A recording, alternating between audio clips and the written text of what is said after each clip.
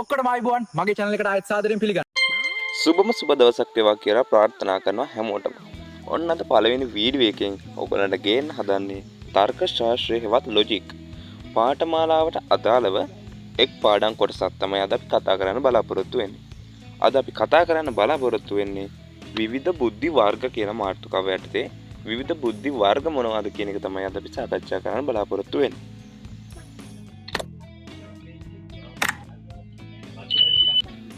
මේ විදිහට බුද්ධි වර්ග 8ක් ප්‍රධාන වශයෙන් හඳුනා ගන්න පුළුවන්. අපි එනම් මෙතන ඉඳන් එකින් එකේ බුද්ධි වර්ග 8 මොනවද කියලා විමසලා බලමු. එහෙනම් අපි බලමු පළවෙනි බුද්ධි වර්ගය.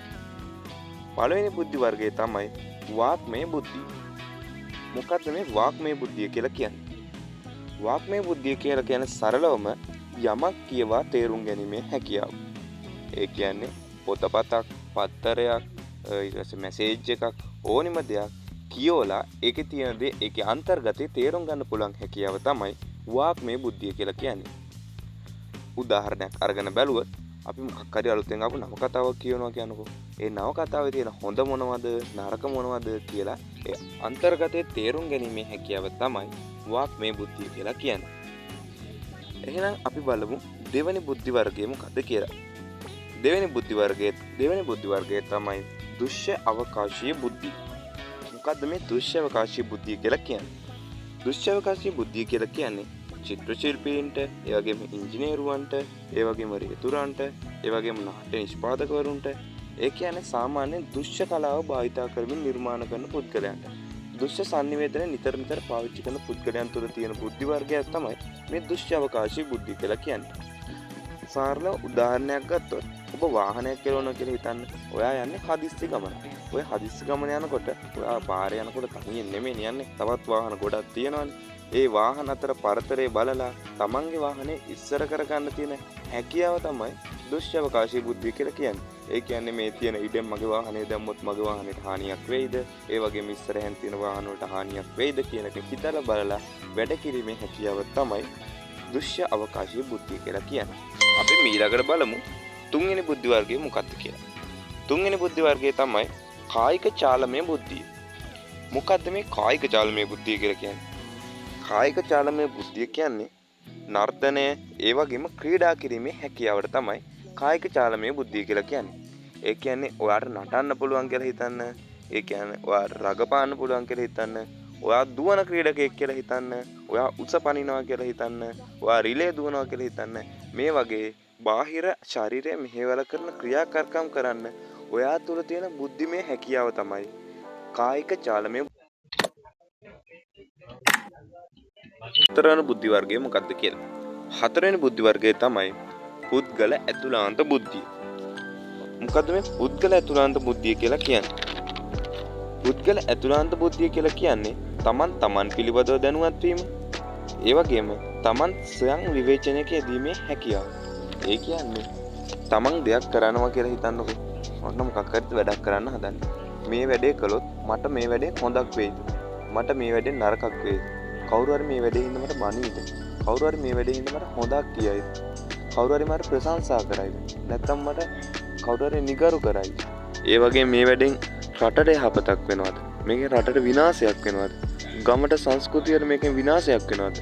මේකෙන් හොඳක් වෙනවද කියලා Taman දෙයක් කරන්න කලින් ඒ දේ හොඳ හෝ නරක දෙපැත්ත හිතලා බලලා ක්‍රියා කිරීමේ බුද්ධිය තමයි අපි හඳුන්වන්නේ පුද්ගල ඇතුළාන්ත බුද්ධිය කියලා. මේකත් තමයි පුද්ගලයෙක් තුළ තියෙන බුද්ධි වර්ග අතරින් එක් විශේෂිතම බුද්ධි වර්ගයක් ලෙස දක්වන්න පුළුවන්. අපි ඊළඟට බලමු පස්වන බුද්ධි වර්ගය මොකක්ද කියලා. පස්වන බුද්ධි වර්ගය තමයි තාර්කික ගණිතමය බුද්ධිය.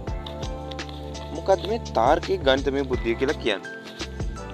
තාර්කික ගණිතමය බුද්ධිය කියලා කියන්නේ තර්කානුකූල නිගමන වලට එළඹීමේ හැකියාව. ඒ වගේම තාර්කික ගැටලු හා ගණිතමය ගැටලු විසඳීමේ හැකියාව තමයි තාර්කික ගණිතමය බුද්ධිය කියලා කියන්නේ.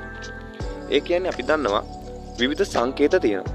එකතු කිරීම, අඩු කිරීම, බෙදීම, ගුණ කිරීම මේ වගේ සංකේත ගොඩාක් තියෙනවා. අපි බලමු දෙකට දෙකක් එකතු කරාම 4යි කියලා අපි දන්නවා. ඒ වගේම දෙකෙන් දෙකක් අඩු කරාම 0යි කියලා දන්නවා. ඒ වගේම 2ට 5ක් එකතු කරාම 7යි කියලා දන්නවා. අපි මේ විවිධ සංකේත භාවිතා කරලා මේ සංකේත භාවිතා කරොත් එකතු වෙනවා, මේ සංකේත භාවිතා කරොත් අඩු වෙනවා, මේ සංකේත භාවිත බෙදෙනවා. ඒ වගේම අපි හිතලා ක්‍රියා කරන එක තමයි තාර්කික ගණිතමය බුද්ධිය කියලා කියන්නේ. ඒ කියන්නේ අපේ මනසත් එක්ක අපි විවිධ තර්ක වලට එළඹෙමින් ගණන් හැදීමේ හැකියාව මේ තාර්කික බුද්ධිය නිසා අපිට හිමි වෙලා තියෙනවා. එතකොට තාර්කික ගණිතමය බුද්ධිය කියලා සරලවම අපි හඳුන්වන්නේ තර්කානුකූල නිගමන වලට එළඹීමේ හැකියාව. අපි ඊළඟට බලමු 6 වෙනි බුද්ධි වර්ගය මොකක්ද කියලා. 6 වෙනි බුද්ධි වර්ගය තමයි සංගීත රිද්මයානුකූල බුද්ධිය. මේකත් මේ බුද්ධි වර්ග අතරින් එක් විශේෂිතම බුද්ධි වර්ගයක් ලෙස සංගීත රිද්මයානුකූල බුද්ධිය කියලා හඳුන්වන්න පුළුවන්. සරලවම ගත්තොත් සංගීත රිද්මයානුකූල බුද්ධිය කියලා කියන්නේ අප සංගීතය භාවිත කිරීමේ හැකියාව. ඒ කියන්නේ කොහරි අපි විනෝද ගමනක් යනවා කියලා හිතමු. මොන සරලවම ගන්නකො පන්තියේ ගුරුවරයෙක් නොමැති අවස්ථාවක. ටක් ගාලා කට්ටිය එකතු වෙන අනේ සින්දුවක් කියන්නේ.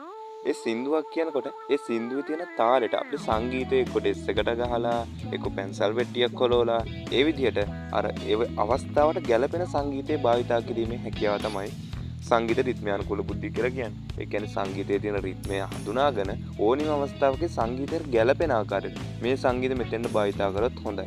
මේ සංගීතය මෙතෙන්ට භාවිතා කරොත් කියලා හොඳයි කියලා හිතලා නිවැරදි ලෙස සංගීතය භාවිත කිරීමේ හැකියාව තමයි සංගීත රිද්මයානුකූල බුද්ධිය කියලා කියන්නේ. මේක අනිත් බුද්ධි වර්ගයේ වර්ග නෙමෙයි. අපි නිතර දෙවේලේ අපි විනෝදකාමී ජීවිතයන් ගත කරන්නේ. ඒ හින්දා මේ බුද්ධි වර්ගයේ පුද්ගලයෙක් තුළ අනිවාර්යයෙන්ම තිබීම වැදගත්. අපි ඊළඟට බලමු 7 වන බුද්ධි වර්ගය මොකක්ද කියලා.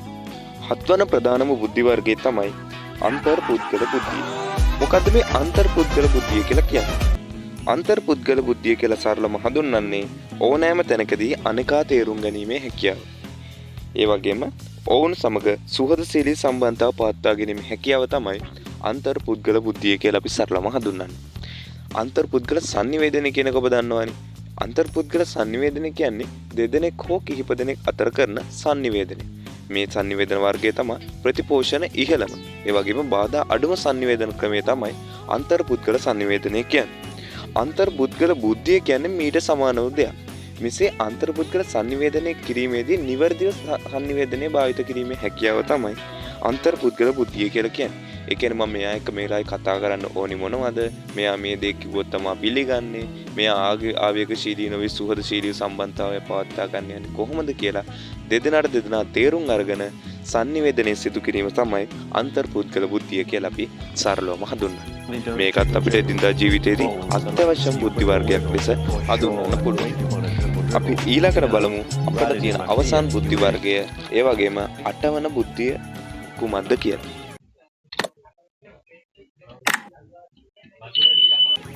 අපිට තියෙන 8 වන බුද්ධිය තමයි සබාධාමීය බුද්ධිය. මොකද මේ සබාධර්මීය බුද්ධිය කියලා කියන්නේ? සබාධාමී බුද්ධිය තමයි සබාධම පිළිබඳ දැනගැනීමේ හැකියාව. සබාධම කියන්නේ මොකද්ද? අපාවට තියෙන වනාන්තර, ගස් කොළන් මේ හැමදේම සබාධමට අයිති. අපි මේ සබාධමේ තියෙන වටිනාකම් දැනගන්න ඕනේ. මේ ශාකය අපට ආවේනික ශාකයක්. මේ ශාකෙ කොහෙන් ආපු දෙයක්ද? මේ ශාකෙ විද්‍යාත්මක නම මොකද්ද? ඒ වගේම අර සතා අපට ආවේනික සතෙක්ද? ඒ සතාගේ විද්‍යාත්මක නම මොකද්ද? ඒ වගේම සබාධමේ තියෙන සෑම වස්තුවක් ගැනම හොද හැටි දැන ගැනීම තමයි අපි හඳුන්වන්නේ සබාධාමීය බුද්ධිය කියලා. මේ සබාධාම බුද්ධියත් අපේ ජීවිතේට අත්‍යවශ්‍යම බුද්ධි වර්ගයක්. නැතවත් කවුරු හරි ඇවිල්ලා ඇහුවොත් අපේ පැත්තේ තියෙන ගහක් පෙන්නලා මේ ගහේ විද්‍යාත්මක නම මොකද්ද? අර සතා මෙහෙට ආවේනික සතෙක්ද කියලා අපි නොදැන සිටියොත් ඒක අපි ළඟ තියෙන ලොකු දුර්වලතාවයක්. අපිට ලැජ්ජ වෙන අවස්ථාවක් තමයි ඒක. ඒ හින්දා අපි සබාධාමීය බුද්ධිය අනිවාර්යයෙන්ම වර්ධනය කරගත යුතුයි. මේ හැම දෙයක් ගැනම හොයලා බලලා අපි දැනගෙන ඉන්න එක අපේ ජීවිතේට ගොඩාක් වැදගත් දෙයක්. ඉතින් මේ විදිහට අද අපි කතා කළා මේ බුද්ධිය ගැන කතා කළා. ඊට පස්සේ දුෂ්‍යවකාශීය බුද්ධිය ගැන කතා කළා. බුද්ධිය ගැන කතා කළා. ඒ වගේම පුද්ගල තුලාන්ත බුද්ධිය ගැන කතා කළා. ඒ වගේම තාර්කික ගණිතමය බුද්ධිය ගැන කතා කළා. ඒ වගේම සංගීත රිද්මයානුකූල බුද්ධිය ගැන කතා කළා. ඒ වගේම අන්තර්පුද්ගල බුද්ධිය ගැන කතා කළා. ඒ වගේම සබාධර්මීය බුද්ධිය ගැන කතා කළා. මේ විදිහට අපි අපිට හමු වෙන ප්‍රධාන බුද්ධි වර්ග 8 ගැනම සරලව කතා කළා. මේ බුද්ධි වර්ග 8 පිළිබඳ අපැහැදිලි තැනක් තියෙනවා නම් අනිවාර්යයෙන්ම කමෙන්ට් කරන්න. ඒ වගේම මේ වීඩියෝ එකේ හොඳ තැනක් තියෙනවා නම් ඔයා හොඳයි කියලාත් මට කමෙන්ට් එකක් දෙන්න. ඒ වගේම අඩුපාඩුත් තියෙනවා නම් අනිවාර්යයෙන්ම පෙන්වලා දෙන්න. එතකොට මට ඊළඟ වීඩියෝ එකේදී හරි ඒ අඩුපාඩු හදා ගන්න පුළුවන්. එහෙනම් ඉතින් මං අදට ගිහින් එන්න. මගේ channel එක subscribe කරලා මටත් support එකක් දෙන්න. එහෙනම් මගේ යාළුවෝ හැමෝටම සුබම සුබ අනාගතයක් වේවා.